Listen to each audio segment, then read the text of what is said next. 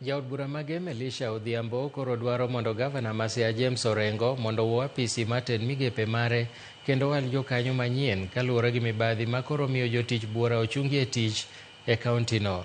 Kaluwore gi jaod burano, jotend migepe e kauntino ok nyal wuondore ni gikia gima dhi nyime e wi jotich 382 manondik tich e chak higani manyocha noriembi e tich.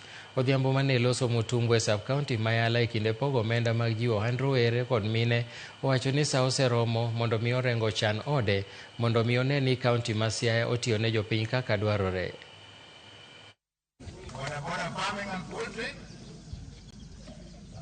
Ok inyal bedo nikech pok awinjo kata any MCA ma Siaya nyaka the speaker of Siaya onge ng'ama osewacho kaka jotich moriemb.